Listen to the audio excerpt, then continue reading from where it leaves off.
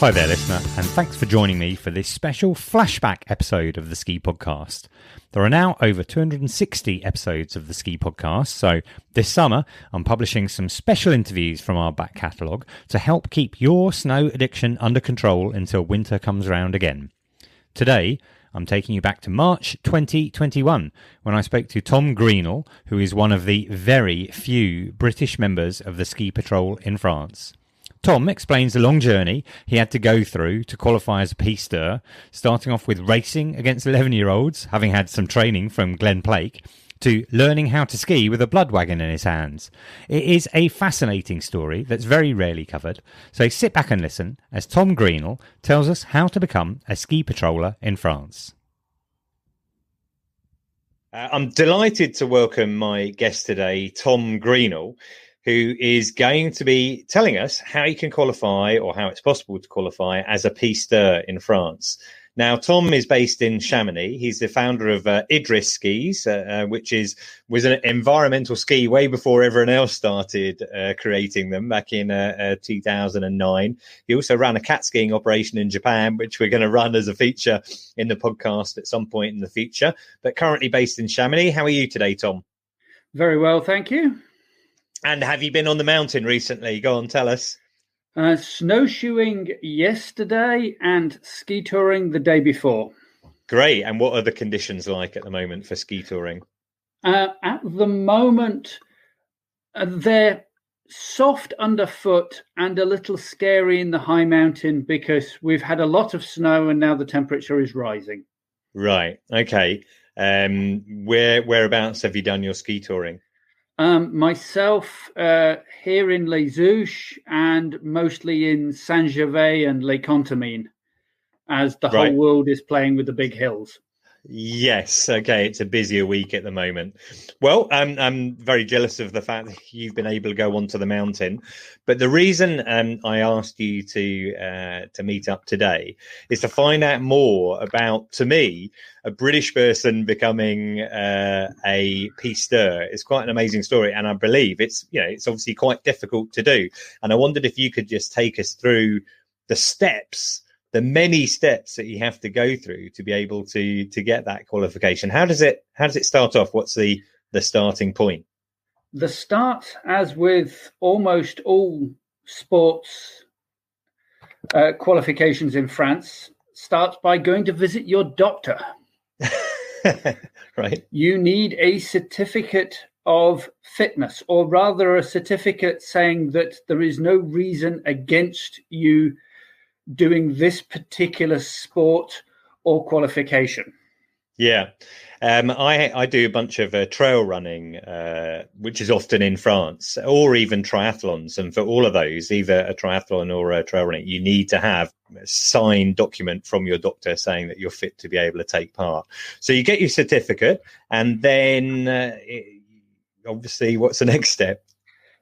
Literally off to the races. Okay. You need a test technique, which is a test of how good you are at skiing off-piste. But to be allowed to do this, you must prove that you can ski quickly, which in this case means doing a ski school race, normally with the ESF, and reaching the level of Fleche Vermillion, which is the second highest level. The second highest level, okay. And the way that works, if I recall correctly, normally there's like a forerunner who sets a time, and then you have to get a certain percentage of their time. Is that right? Yep, this is true. And I thought, well, I'm a reasonably good skier. I've skied a couple of serious North Faces. I raced as a kid, although that's more than 25 years ago. So I rocked up with a pair of piste skis, joined up with a bunch of 10 to 15-year-olds and one or two others who are actually retired skiers, retired people who are skiing and deciding to get into racing for a bit of fun. Thought this will be easy, and failed to qualify by 0.04 seconds. Right. Okay. Gutting. Yeah. How many times did you have to do it then before you managed to get that? Just twice. Vermillion. Okay.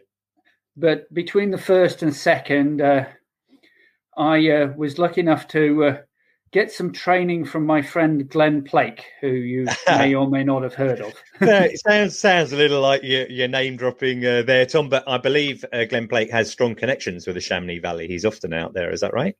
Yes, he owns a place in the centre of Chamonix, and this winter will be the first winter he's not skied here since 1987. Right. Okay. But he's not known as a racer. So what kind of tips was he giving you? Well, he is a fully qualified instructor, and he did race up until his debut in the extreme movies. Okay, so he gave you a few tips, and that helped you get ahead of the 11-year-olds. He tidied up my skiing, and I was 3 whole seconds faster on my next go, but the Vorlaufer was 2 whole seconds faster, so I passed by just under a second. Okay, great. So that's the first step. You get your Fleche, and then you can go straight into the test technique, can you? Yes. The test technique is very similar to the test technique that the guides would have, but only in descent form. You don't also have to run up a hill. It is officially 300 vertical meters of off-piste, and you show that you can ski fast and well. In reality, it's 450 plus meters of unpleasant moguls. Okay, that they would always pick that type of terrain, would they? Or is that because lots of people have gone down already? That is the minimum. If they can, they find something less pleasant to ski, but is safe. Okay, so you're skiing, you have to ski a certain descent off-piste and ski it well and fast. So that's really a very subjective viewpoint, right? Yes, there's no time involved or anything like that. But to put it in perspective, they're looking for speeds of 50 kilometers an hour or greater and large, smooth turns, regardless of how bumpy it is. You do not ski the zipper line as a mogul competitor. Right. Okay. Yeah. No daffies in the middle of your run then. Daffy would be acceptable, but 10 continuous short turns is a no-no. When you change angle, say you go over a rollover, you could put in 3 or 4 short turns to get your bearings and then return to giant slalom or even super giant slalom turns and just making the moguls disappear by compressing them. Right. So there's very specific guidelines. Now, I would think that given your background, a lot of off-piste skiing, this would suit you much more than the racing side of things. Does that mean it was easier to get through this stage? Once I knew what I was doing, it took me 4 attempts. Right. Okay. The first attempt, I knew about it at the last minute. I was phoned at 5 p.m. by the organisers in Puy St Vincent. I drove overnight to get there, promptly turned up, and I didn't fall over, but that was probably the best bit about my skiing. Right. And Puy St Vincent, if you're going from Chamonix, that's somewhere down near Chevalier or Briançon or something, is that right? It's Briançon, and then it's about 45 minutes further on. Yeah, so you had to drive from Chamonix down there overnight, then get up and ski the next day, trying to, fulfill all these criteria. Yeah, not knowing what any of the criteria were. But so that one didn't go through. You got chance. Well, like I said, it was my 4th go, but this first one really set me up for this is a bit tougher than I expected. Right. There was 150 people in the morning and 150 people in the afternoon. Okay. 2 to 4 foot high refrozen moguls. They accepted 5 people from the morning session and 3 from the afternoon session. Oh my God, that is such a low pass rate. My next was in Châtel. Yeah. But it was a rescheduled one that was supposed to be up in the Vosges in the north. Yeah, okay. I did actually have 3 days notice of the rescheduling. This one was much larger moguls. You could almost lose yourself between them, but very variable weather. the visibility was okay for the first 10, and then the visibility was less than 10 feet. Yeah, not ideal for what the you're guy trying in to do. front of me was a competitor on the World Freeride Tour. The guy behind me was a competitor on the FIS slalom circuit. All three of us received 11.5 out of 12. Sorry, 11.5 out of 20. You need 12 to pass. Right. Okay. So did that have similar pass rates to the first one that you went to? Suspiciously, most people who had a Vosges address passed, and 37 out of 90 passed. Right. But they know full well that they are going to end up working in their part of the world, and they really struggle to attract pisteurs, being what's known to most skiers as the flat part of France. Yeah, for sure. To listeners who are not familiar with that, the Vosges is to the north, just kind of, I want to say, opposite Germany, on the other side of the river. I can't think what the river is. The Rhone. The Rhone. Yeah. The Rhine. The Rhine. And it's a part of France which has, in our history, been German. Yes. Yeah. Okay. But I understand what you're saying there. You know, if you live in Vosges, you're probably not going to be coming down to the Alps to work. So that was a second one in Châtel. Third one, where was that one? Third one was Serre Chevalier. Probably 20 people passed again. Nice weather, nice conditions. I just didn't know what they were particularly looking for. So on smoother sections, I did large sweeping turns. On mogul fields, I just held the zipper line and put in quite pretty turns. But I didn't know that this isn't what they were looking for. It must have been really frustrating by this stage. I mean, you've gone along 3 times. You're traveling around the country. You know, that's another one in the southern French Alps. Did you always? You obviously must have been very determined that you were going to keep going with this project and not. I knew from friends who'd previously done it that it was a challenge to pass the test, and there wasn't always rhyme and reason. The best example is a French friend who is actually a first aid instructor. She had been a ski patroller for 5 years in Canada, 7 years on the World Freeride Tour, and passed her test technique on her 6th go. Right. Okay. Well, that's encouraging, because you said you passed on your 4th. So we're coming to the 4th now. Where was that one? Back in Serre Chevalier, back in Puy St Vincent, where I had first tried.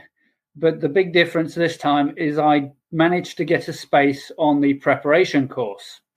Right.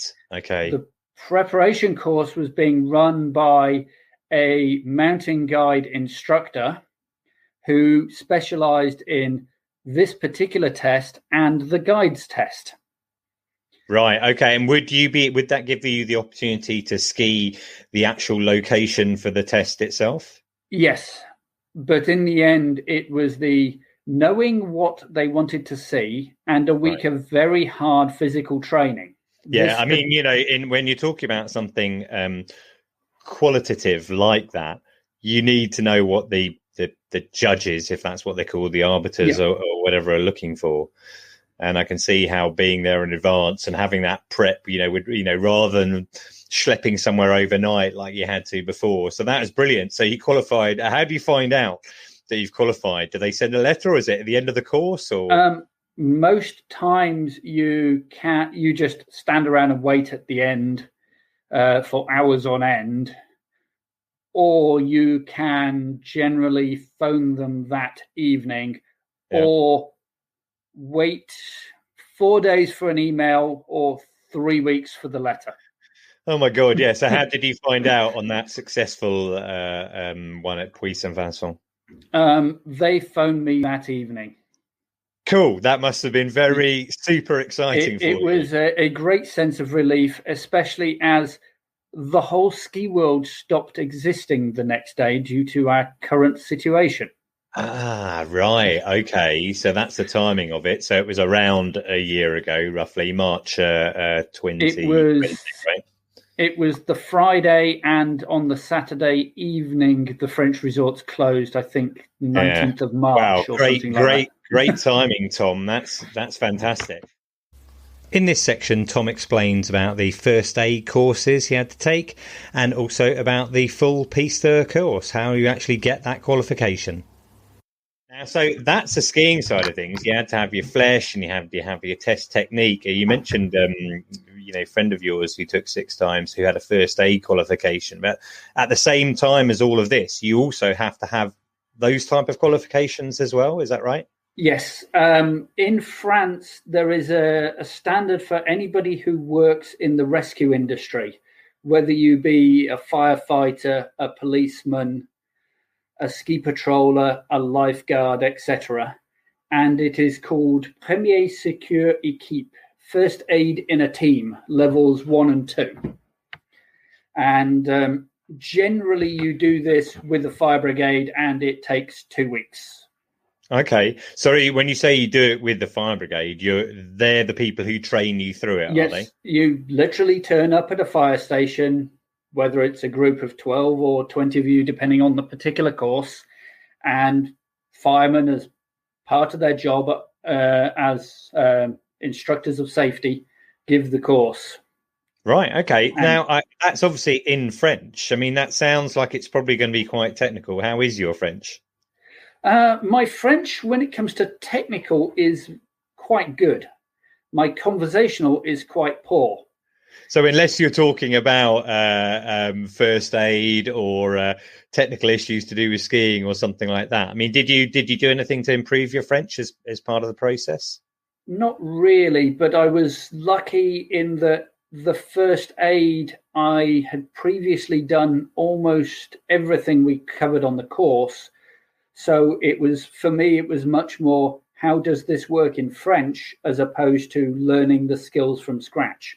Okay, and that course was 2 weeks, you said, yeah? Yes, yeah. And is there a pass or a fail, or essentially you just you do it for 2 weeks? That particular qualification is run as more of a continuous assessment.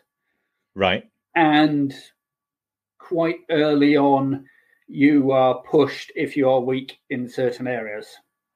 Right, okay.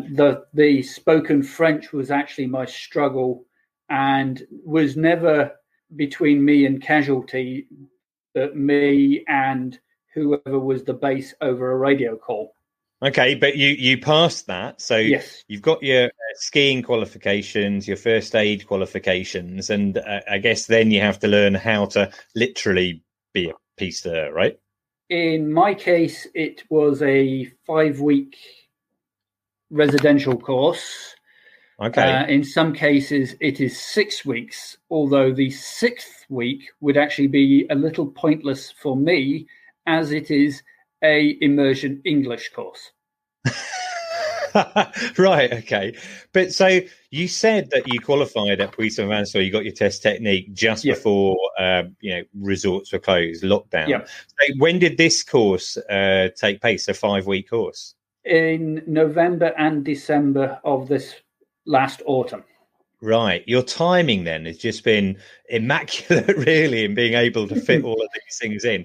Quite a commitment, though. I mean, obviously, if someone's, changing their career or wanting to take this up, then I guess there's no way around it. But a 5-week residential course is a big deal. And presumably it costs a bit of money as well, right? Yes. All in just over €3,000 for just the patrol course. Okay, and where was your course then? The residential mine was in Les Ors, which is near Lac-Embrun, south of Briançon. Lots of your stuff was in the southern French Alps, not ideally located. Yeah, okay, and so 5 weeks in total, excluding didn't have to do the UK week. What are the kind of things that you tackle during those weeks? Well, the first week is Connaissance Moyenne Montagne, understanding the middle mountain. 2 days of snow and weather knowledge and 3 days of bureaucracy because France. Right, okay. But so that's an interesting middle mountain. I've obviously heard of the high mountain before. You have high mountain guys, but this is a separate area of... The French definition of high mountain is easier to understand than what is the middle mountain. Right. Glaciers and rocks which require ropes to climb.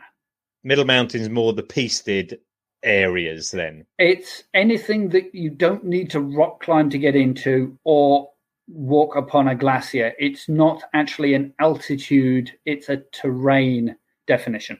Okay. And when you say learning about, weather and snow, the snow side of things is the type of thing that if you're doing an avalanche course, you're looking at the snow pack or something like that, is it? Yes, but it only went into a very superficial depth. It is two separate add-on qualifications to a pisteur if you are becoming a weather observer or a snow specialist. Okay. And in relation to weather then, were you being taught then how to predict changes or? No. How the weather that we have and what particular weathers affect our environment. A good example being the Föhn effect, where on the windward side you would get heavy snow and cold temperatures, and on the leeward side you would get warm temperatures and melting or rain, and how this may affect a ski resort. Right. You have to remember a lot of people who are coming into this course haven't necessarily got mountain skills prior to this course. Right, I understand. Yeah, okay, that makes sense. So you're learning all of that side of things about the mountain. You've got your first aid side of things as well. When people think of pisteurs, most of the time, the contact with them is watching them bash a drag lift with a hammer to try and get it moving again or something. Or the more of a maybe a worst case scenario, they think of people with with what British people call a bloodwagon. Presumably, you have to practice that at some point as well. Yeah, the driving the bloodwagon due to the snow and the COVID restrictions was only in our 4th and 5th week. Right. But the bloodwagons, there are two very particular sorts here in France, or actually in the Alps in general. One that would be probably best described as a towable sledge. It has one set of long poles coming out the end that you hold on to. Yeah. And it has a little tent that covers the victim's head so that they don't get covered in the snow from your skis. Yeah, I think I can visualize that one, yeah. But these two long poles, when you push them down towards the snow, they apply some brakes to slow the sled down, meaning it's quite easy for one person to control this sled, hence the lack of a set of poles on the other end. The other type is more of a bathtub shape with handles, normally with looped ends sticking out of both ends. Yeah. And it's more of a on-snow stretcher. You do slide it upon the snow most of the time, but you can pick it up. And when loaded, it requires two people to safely navigate the mountain. And would you say that one or either of those is more difficult than the other to handle, to get down a mountain? The one with two sets of handles requires a reasonable amount of coordination between the two of you. And it requires better skiing skills, but it's more because it's intended for use off-piste. Right. Okay. So you have to cope with whatever's under your feet, hence the difficulty of the test technique, because you should be able to ski at any speed regardless of the conditions. So you can concentrate upon keeping your victim comfortable as opposed to worrying about, can I make this next turn? Sure. And speed is obviously a factor as well, because if you have an injured party, then you want to get them to medical attention as quickly as you can. More, you need to get yourself quickly to the scene to either alleviate their pain or just make them safe from other dangers. Yeah. Is the speed. Getting them to safely quickly. We in France are taught to do as much as we can for them before we move them. Okay. In other parts of the world, the North American method is known as scoop and shoot by the French. Right. Scoop them up into the sledge and off you go. Okay, so slightly different approach, and I guess obviously you're not practicing. There's no victims. We must have presumably volunteer victims, and you're practicing. You're notionally on duty at the top of a lift. You get the call, and you have to respond quickly and get a victim into a sled. We only once actually went through that in that sort of chronological order. We did spend 2 whole weeks and then every afternoon for the following 2 weeks practicing the first aid, and then in the later 2 weeks at the very end, the last move was load them into the sled. Okay. And being a group of 26, we would normally split into 3 teams where you would have 1 victim, 1 patroller in charge, and then 1 to 4 assisting patrollers. Okay. And you would do either a simple or a complicated rescue scenario. And this might not just be a complicated injury, it may also be a complicated extraction. Okay, so I can see there's a lot of different elements in there. I think this is probably very interesting to listeners because this is a scenario that they're most likely to have seen. And is there a kind of protocol for how you alert other members of the public, or how you decide that you're going to close down a piste or something like that? When arriving, say, at a piste accident, you would first of all take your skis off and cross them as you would see stereotypically a crossed pair of skis. Yeah. And then you would take out your signpost, which is in your rescue sled, and put that up above the victim before actually approaching the victim. Okay. If it is, I think the French word is probably best, un bordel, a complete mess. Yep. Once you have done these 2 things, then you would radio your central office to say that you need your colleagues to close the piste. And so that's the practice for the bloodwagon side of things. Incidentally, does that translate at all? Bloodwagon? Do the French have an expression for that? No, they don't call it a bloodwagon. There are many things that do translate, but no, they would call one is a traîneau and one is a barquette. Yeah. Okay. Both of which, when you put them into a translator or look them up in the dictionary, say sledge. Right. Okay. More simple. The British translations, such as piste basher and bloodwagon, are both slightly more dramatic than snow groomer or Although the French, as well as calling a snow groomer, which is dameuse, also call it an engine de damage. Right. Which could be translated as engine of bashing. Yeah. Well, there you go. Maybe they're closer than I thought. In this final section, Tom tells us about the different type of pisteurs, the lifties and the avalanche security guys, and he also tells us where he might be working next season. The equipe, or the team that run the lifts, is generally a completely separate team, although you as a pisteur, as a ski patroller, are expected to know how to not just stop a lift, but how to start it and control its speed. And I guess a part of, or a key part of the course is, in terms of avalanches, we referred to the snowpack earlier. often the pisteurs, the snow patrol, are the first on the scene for trying to find a victim. That must be quite a big part of the course. The searching for an avalanche victim, yes. The rest of the snow is a 1 to 3, depending on which week course that you do as extra. There is snow and weather observer, which is a week course. There is pisteur level 2, which is 2 weeks of snow study and 1 of regulation. And then there is a 2-week course of artificier, which would be explosives expert. Okay.